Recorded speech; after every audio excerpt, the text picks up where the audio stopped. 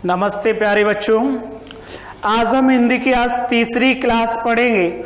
मैंने आपको वर्णमाला चैप्टर पूरा कंप्लीट करवा दिया था।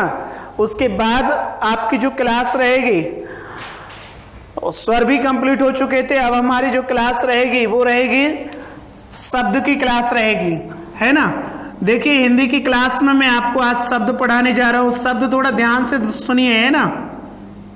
देखिए, आज का जो चैप्टर है वो है हमारा शब्द। चैप्टर का जो नाम है वो क्या है? शब्द। टारगेट अभी वर्ग 3 चल रहा है। वर्ग 3 को टारगेट लेकर उसमें जो शब्द पूछे जाते हैं उन शब्द का एक डायग्राम तैयार कर लीजिए, है ना। देखिए, अगर मैं शब्द की बात करूं तो सबसे पहले यहीं से शुरुआत कर देते हैं। जब हमारे 2 या 2 से अधिक शब्द मिल जाते हैं, 2 या 2 से जब अधिक शब्द मिलते हैं, या एक और एक के बाद एक शब्द मिल जाता है, तो वो क्या बन जाता है हमारा? वर्ण मिल जाते हैं तो क्या बन जाता है हमारा? शब्द बन जाता है। देखिए, जैसे मैंने लिखा है, जैसे ये लिखा, ये हमारा क्या है? वर्ण है। ये अगर ये दोनों मिल गए तो किसका निर्माण कर दिया इन्होंने? जल का निर्माण कर दिया, अर्थात शब्द का। इसको हम वर्ण कहते हैं। क्या कहेंगे? ये क्या है हमारा? वर्ण है। और ये क्या बन गया हमारा? इधर शब्द बन गया।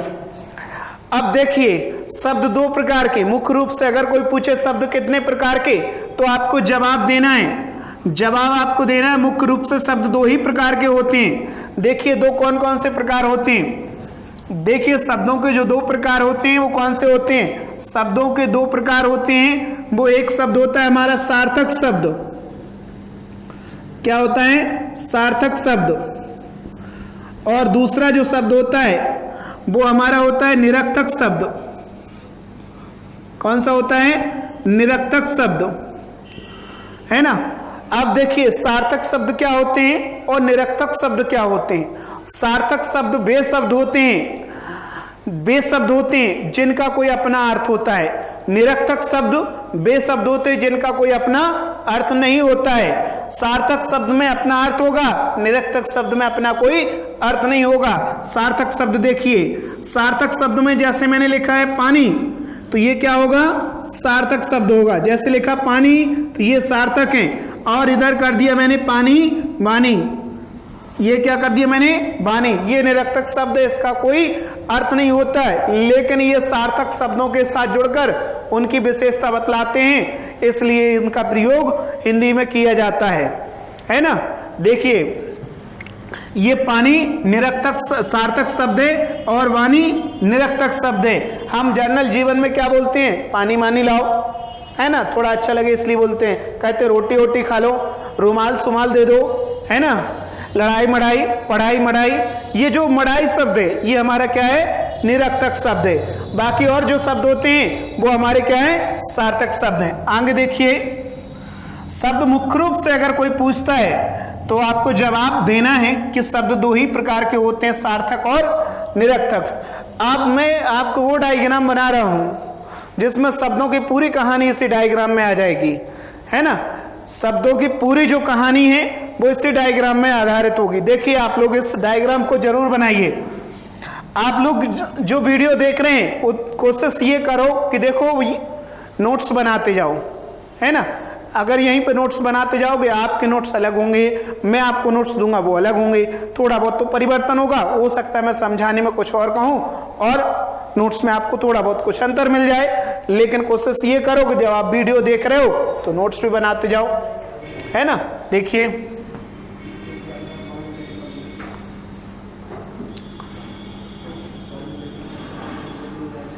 देखिए, शब्दों का वर्गीकरण। शब्दों के वर्गीकरण की बात करते हैं। थोड़ा सा और पीछे ले लेते हैं क्योंकि हमारे शब्द आएंगे नहीं, है ना। थोड़ा और पीछे लेके चलते हैं तो शब्दों के वर्गीकरण में देखिए, शब्दों के वर्गीकरण की बात करता हूं तो शब्दों के वर्गीकरण में 2-3 तरह से आते हैं। एक तो हमारे इतिहास के आधार पर भी शब्द होते हैं, है ना। अर्थ के आधार पर भी शब्द होते हैं, लेकिन मैं आज आपको शब्दों का पूरा विवरण दे देता हूं, है ना। कैसे कैसे शब्द बनते हैं और क्या क्या शब्द होते हैं। तो देखिए, एक जो शब्द आपके आते हैं वो आते हैं इतिहास के आधार पर। नंबर 1 इतिहास के आधार पर,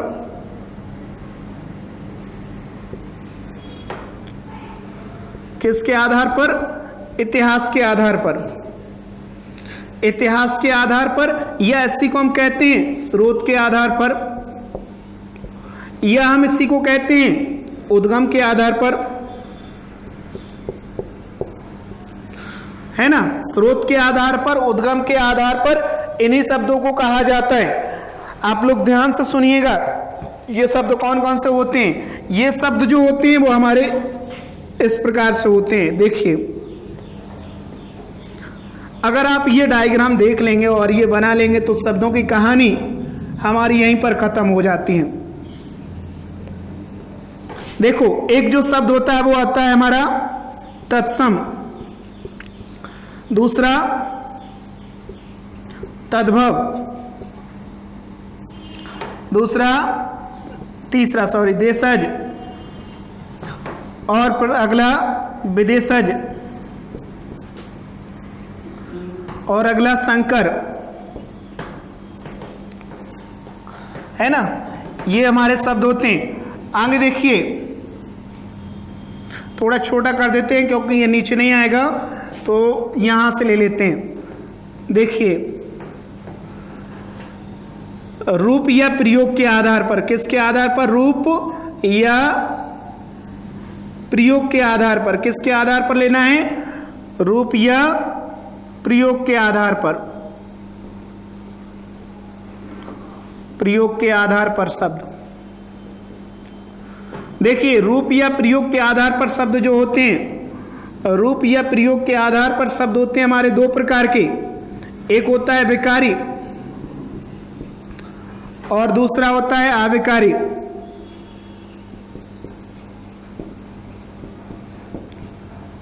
विकारी और दूसरा जो शब्द होता है वो होता है अविकारी।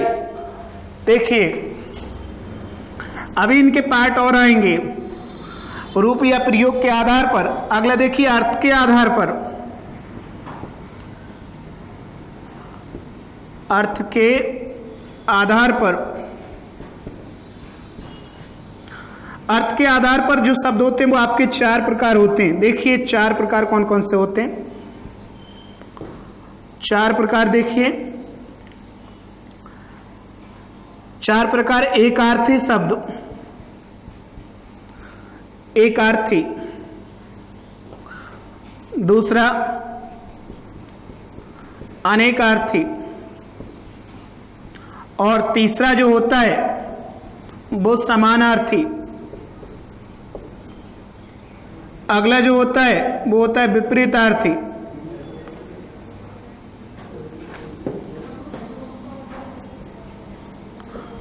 दिखाई थोड़ा सा नहीं दे तो यहां पर लिख लेना। देखो, यहां पर ऐड कर देते हैं एक हम, विपरीतार्थी, विपरीत,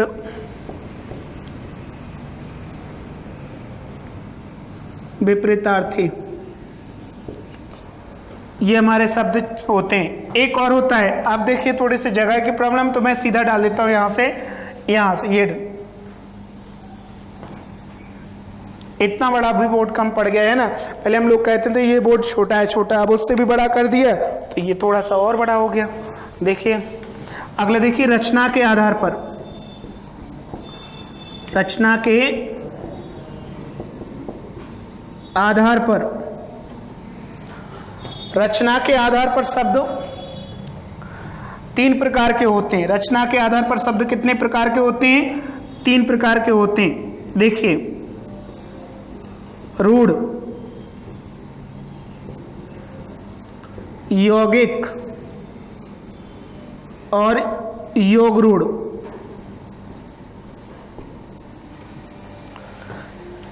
इतनी आपने बात समझ ली तो ये समझ लीजिए, अगर इतना आपको समझ लिया तो शब्दों की कहानी जो है वो यहीं पर खत्म हो जाती है। यहां पर एक चीज और लिख देता हूं मैं, दो प्रकार कौन कौन से। एक होता है आपका सार्थक और दूसरा निरर्थक,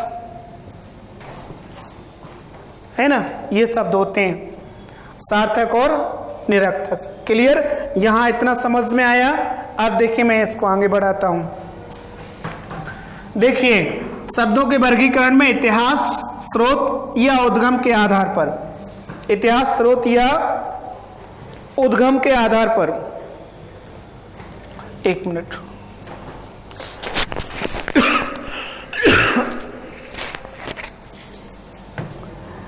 देखिए इतिहास या उद्गम के आधार पर वे शब्द होते हैं जो हमारे प्राचीन परंपरा से चले आ रहे हैं। कहां से चले आ रहे हैं? प्राचीन परंपरा से चले आ रहे हैं, या जिनकी उत्पत्ति का पता नहीं चलता, जिनका अभी तक कोई पता नहीं चला है, वो क्या कहलाते हैं? इतिहास या स्रोत के आधार पर शब्द कहलाते। वे शब्द जिनका अभी कोई पता नहीं है वो हमारे क्या कहलाते हैं? इतिहास के आधार पर शब्द कहलाते हैं। तो इसमें जो सबसे पहले आते हैं वो आते हैं तत्सम शब्द। क्या आता है? तत्सम। तत्सम शब्द को अगर हम तोड़ते हैं तो तत् प्लस सम होता है। क्या होता है? तत् प्लस सम। क्या बन जाता है हमारा? ये लिखा हुआ है तत् प्लस सम, यहां से अलंत यहां लगा दो। तत्सम। तत्सम शब्द वे शब्द होते हैं जो संस्कृत से सीधे उठाकर कहां पर डाल दिए गए हैं? हिंदी में डाल दिए गए। अर्थात वे शब्द जो सीधे संस्कृत से हिंदी में आए हैं वो हमारे क्या कहलाते हैं? तत्सम कहलाते हैं। तत्सम शब्दों में कोई परिवर्तन नहीं करते हैं, जैसा है वैसे ही उठाकर हम रख देते हैं, तो क्या कहलाते हैं? हमारे तत्सम शब्द कहलाते हैं। देखिए जैसे हम लोग बोलते हैं क्या?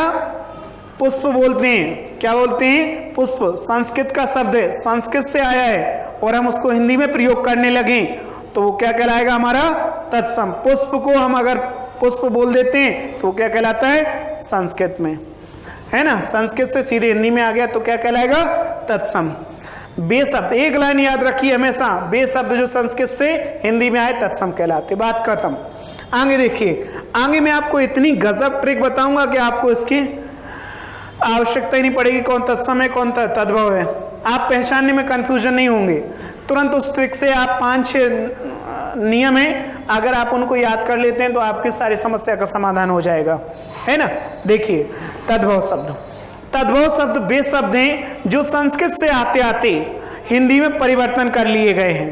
संस्कृत से आते आते हिंदी में परिवर्तन कर लिए गए हैं तो वो क्या कहलाते हैं? हमारे तद्भव कहलाते हैं। जैसे हिंदी का, संस्कृत का जो शब्द था पुष्प, है ना, अगर वो हिंदी में आ गया तो हम उसको बोलने लगे फूल, तो क्या कहलाएगा? हमारा तद्भव कहलाएगा।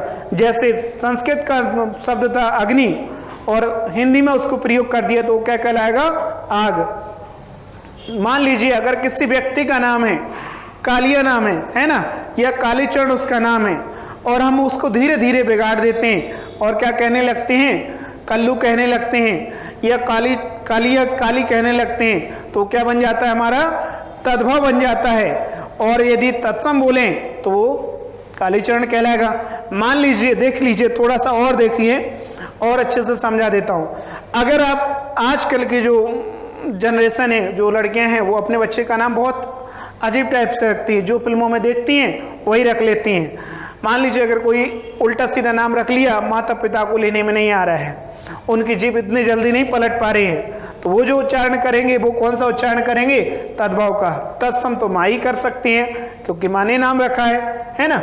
आगे देखिए, आपके जो देशज शब्द होते हैं, देशज अगर शब्द को हम तोड़ देते हैं तो कैसे बनता है? देश प्लस जा।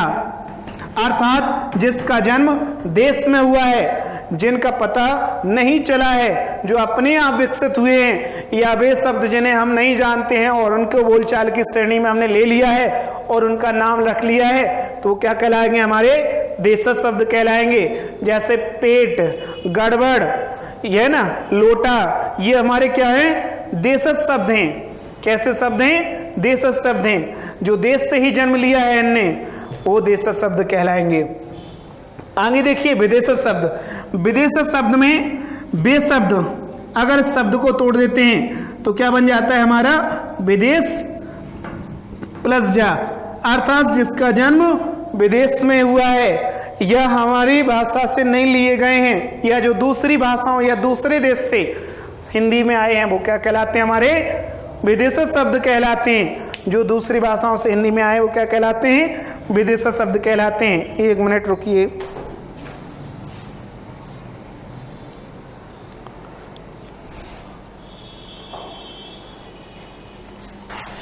तो वो क्या कहलाते हैं? विदेशा शब्द कहलाते हैं ना। देखिए अब इसमें और भी भाषाएं आती हैं। एक आती है आपकी पश्तो भाषा, एक आती है पुर्तगाली भाषा, है ना, एक आती है तुर्की भाषा, है ना, और इसमें 1-2 भाषाएं और भी आती हैं। फारसी भाषा आती है, अंग्रेजी भाषा आती है, तुर्की भाषा आती है ना, इस प्रकार की भाषाएं आती हैं। तो आगे देखिए ये चैप्टर थोड़ा सा बड़ा है ना, तो हम धीरे धीरे इसमें आगे कवर करते जाएंगे। आगे देखिए संकर शब्द, वे शब्द जो 2 भाषाओं से मिलकर बने हैं, जो 2 भाषाओं से मिलकर बने हुए होते हैं वो क्या कहलाते हैं? हमारे संकर शब्द कहलाते हैं।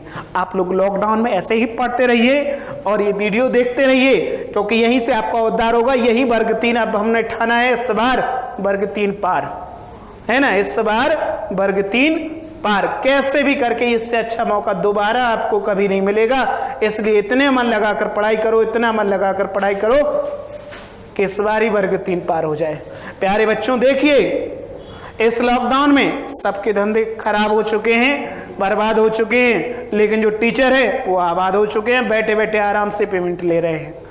इसलिए आप सब लोगों को टीचर बनना है और अगले साल अगली बार जब भी लॉकडाउन लगे, भगवान ना करे लॉकडाउन लगे, है ना, तो आप लोग भी बैठे बैठे अपनी पेमेंट लेंगे। आगे देखिए, जो 2 विभिन्न भाषाओं से मिलकर बने हुए होते हैं वो क्या कहलाते हैं? संकर शब्द कहलाते हैं।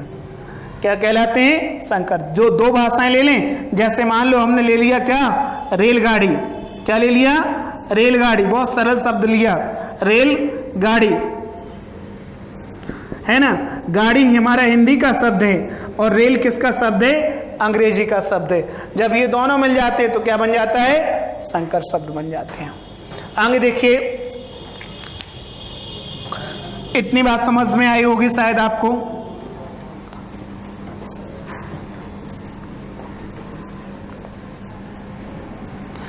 अब देखिए विकारी शब्द। विकारी शब्द क्या होते हैं? वे शब्द जो लिंग वचन कारक के अनुसार परिवर्तन हो जाते हैं, जिनका परिवर्तन कर लिया जाता है या जो जल्दी ही परिवर्तन हो जाते हैं, वो क्या कहलाते हैं? विकारी शब्द कहलाते हैं। देखिए इसमें क्या क्या आता है विकारी शब्द में आपका। विकारी शब्द में देखिए क्या आता है। विकारी शब्द में आता है आपका एक संज्ञा, संज्ञा, सर्वनाम, है ना, विशेषण, विशेषण और क्रिया। ये आपके क्या होते हैं? विकारी शब्द होते हैं जो लिंग वचन कारक के अनुसार परिवर्तन हो जाते हैं। अब संज्ञा की बात करें तो संज्ञा भी कितने प्रकार की होती है? संज्ञा हमारी होती है, देखिए संज्ञा के भी प्रकार होते हैं। अगर और गहराई में जाना चाहते हैं तो और देखिए, एक होता है उत्पत्ति के आधार पर, उत्पत्ति के आधार पर, दूसरे होती है अर्थ के आधार पर। उत्पत्ति के आधार पर जो संज्ञा होती है वो हमारी 3 प्रकार की होती है। कौन कौन सी होती है? एक होती है रूढ़ संज्ञा, दूसरी यौगिक संज्ञा, यौगिक लिखिए यौगिक संज्ञा, और फिर लिखिए रूढ़, योग रूढ़ संज्ञा। कौन सी? योग रूढ़। ये हमारी क्या होती है? उत्पत्ति के आधार। और अर्थ के आधार पर संज्ञा कितने प्रकार की होती है? 5। कौन कौन सी? व्यक्तिवाचक, जातिवाचक, है ना, समूहवाचक, भाववाचक, है ना, और द्रव्यवाचक। ये हमारी संज्ञा होती हैं। कौन कौन सी होती है? व्यक्तिवाचक, जातिवाचक, समूहवाचक और भाववाचक। आगे देखिए सर्वनाम, ये मैं साफ कर देता हूं क्योंकि इसमें इतनी जगह नहीं है, देखते जाइए थोड़ा थोड़ा सा। अच्छा ये बात बताओ संज्ञा क्या होती है, पहले थोड़ा सा इसको भी समझ लो, क्योंकि हम पढ़ाएंगे तो धीरे धीरे थोड़ा थोड़ा सा यहाँ पे समझते जाओ, फिर इसको बहुत डिटेल में समझेंगे हम लोग। तो जो संज्ञा होती है वो हमारी क्या होती है? संज्ञा। संज्ञा होती है जब हम देखो किसी का भी नाम होता है, या हम सीधी सी बात एक लाइन में कहें, नाम को ही संज्ञा कहते हैं। इस संसार में कोई बेनाम चीज नहीं होती है। जिसका नाम होता है वो क्या कहलाती है? संज्ञा कहलाती है। और जिसका नाम नहीं वो संज्ञा नहीं। और संसार में ऐसी कोई शक्ति नहीं जिसका नाम ना हो। हर चीज का, हर वस्तु का नाम है तो क्या कहलाती है? संज्ञा कहलाती है। ठीक है ना? जैसे कुछ भी ले लो, यहां पर ये बोर्ड लो, बोर्ड संज्ञा है। मोबाइल ले लो, मोबाइल में संज्ञा है। लाइट है, लाइट में संज्ञा है। पंखा है, पंखा में संज्ञा है। हर चीज में, हर वस्तु में संज्ञा है। अपने अभी तक आपने यही पढ़ा है, व्यक्ति, भाव, द्रव्य, वस्तु, स्थान आदि का बोध कराने वाले शब्दों को संज्ञा कहते हैं। भाई ये नहीं है, आपको रट के नहीं बैठना है। आपको बस इतना याद रखना है कि संसार में जो भी चीज है जिसका नाम है वो उसको संज्ञा है। संसार में जितनी वस्तु उनमें नाम है वो संज्ञा है। ठीक है ना? देखिए सर्वनाम, अगर सर्वनाम को मैं यहीं से तोड़ दूं, सर्व प्लस नाम कर दूं, अर्थात सबका नाम, किसका नाम आ जाए? सबका नाम आ जाए तो क्या कहलाते हैं? हमारे सर्वनाम कहलाते हैं। देखिए सर्वनाम संज्ञा के स्थान पर प्रयोग होने वाले शब्दों को क्या कहते हैं? सर्वनाम कहते हैं। किसके स्थान पर प्रयोग हो जाएं? संज्ञा के स्थान पर प्रयोग हो जाएं। कोई भी वस्तु है, मान लो ये मार्कर है, मैंने इसको कह दिया मार्कर, तो ये क्या है? संज्ञा। और मैंने कह दिया हुआ है तो क्या बन गया? सर्वनाम। बात समझ में आ रही है ना? ये अगर मैं इसको कह दूं हुआ है तो क्या बन जाएगा? सर्वनाम। एक बात और, अगर किसी भी व्यक्ति का आप स्पष्ट नाम नहीं ले पाते हो, अन्य शब्दों से बुलाते हो, तो वो क्या बन जाता है? सर्वनाम। और सीधा नाम लेते हो तो संज्ञा, नाम ना लेते हो तो क्या बनेगा? सर्वनाम। आगे देखिए सर्वनाम कितने होते हैं? सर्वनाम 11 होते हैं। और यदि सर्वनाम के प्रकारों की बात करें तो कुछ 6 प्रकार होते हैं। कितने प्रकार होते हैं? 6 प्रकार होते हैं। आगे देखिए, बाकी डिटेल हम आगे फिर पढ़ेंगे, क्योंकि अभी ये चैप्टर किसका चल रहा है? शब्द का चल रहा है। आगे देखिए विशेषण। विशेषण को देखिए, थोड़ा सा विशेषण देखिए। विशेषण से पहले आता है एक प्रविशेषण। क्या आता है? प्रविशेषण आता है, सॉरी प्रविशेष आता है। और फिर आता है विशेषण, और एक और आता है विशेष।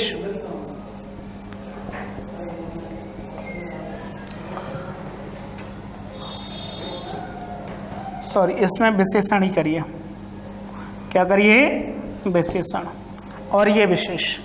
देखिए विशेषण क्या होते हैं? जब हम किसी व्यक्ति की विशेषता बताते हैं, किसी भी व्यक्ति की क्वालिटी बता दें, वो क्या कहलाते हैं? हमारे विशेषण कहलाते हैं। अगर हम क्वालिटी बताएंगे तो विशेषण कहलाएगा, और जिस व्यक्ति की क्वालिटी बताएंगे तो वो क्या कहलाएगा? विशेष। और जिन शब्दों से क्वालिटी बताएंगे तो क्या कहलाएगा? प्रविशेषण कहलाएगा। बात समझ में आ रही है ना? अगर हम किसी व्यक्ति की विशेषता बताएं तो विशेषण, और जिस व्यक्ति की विशेषता बताई जाए वो क्या कहलाएगा? विशेष। और जिन शब्दों से विशेषता बतलाएं वो प्रविशेषण। उदाहरण मैं आपको देता हूं, एक देख लीजिए, यहां पर लिखता हूं,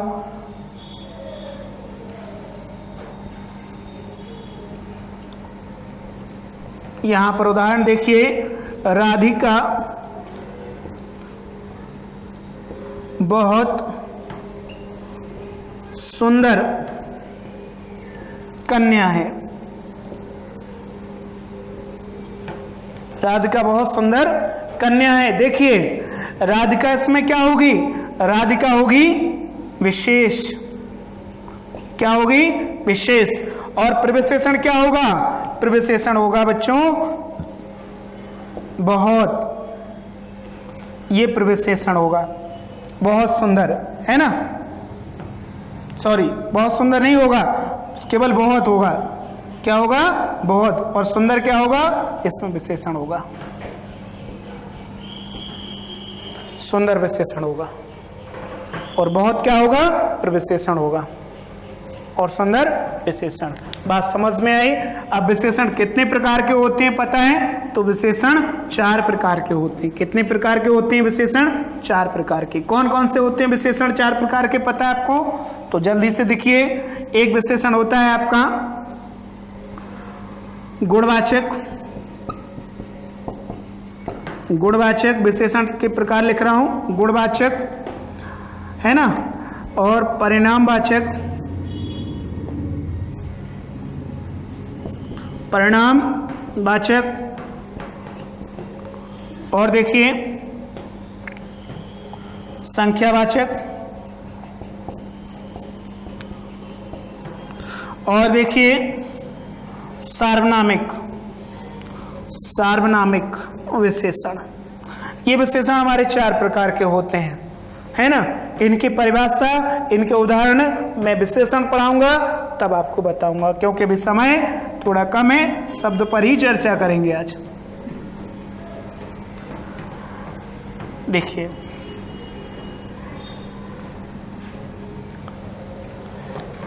देखिए थोड़ा सा क्रिया और देख लीजिए, उसके बाद आगे वाली जो क्लास होगी मैं उसमें आपको आगे बताऊंगा। देखिए क्रिया, क्रिया का अगर मूल रूप की बात करूं तो मैं क्या होती है? धातु। क्रिया के मूल धातु से क्या बनती है? क्रिया बनती है। और क्रिया का मूल रूप क्या होता है? धातु। जब धातु में हम ना जोड़ देते हैं तो क्या बन जाती है? क्रिया। जैसे धातु है क्या? धातु है, एक धातु लेते हैं, एक धातु ले लेते हैं जैसे जल। तो यहां पर ना जोड़ दिया तो क्या बन गया? जलना। ये हमारी बन गई क्या? क्रिया। और यहां पर लिख दिया हमने केवल, तो ये क्या बन गई? हमारी धातु। अच्छा, अब आगे की जो क्लास होगी मैं आपको क्या पढ़ाऊंगा उसमें? अर्थ के आधार पर, और इनका और विवरण दे दूंगा, ठीक है ना। आपको जो नोट्स चाहिए वो आपको कहाँ मिल जाएंगे? इसमें ही, ग्रुप में ही, आपको ऐप में ही नोट्स मिल जाएंगे, ठीक है ना। तब तक के लिए नमस्ते।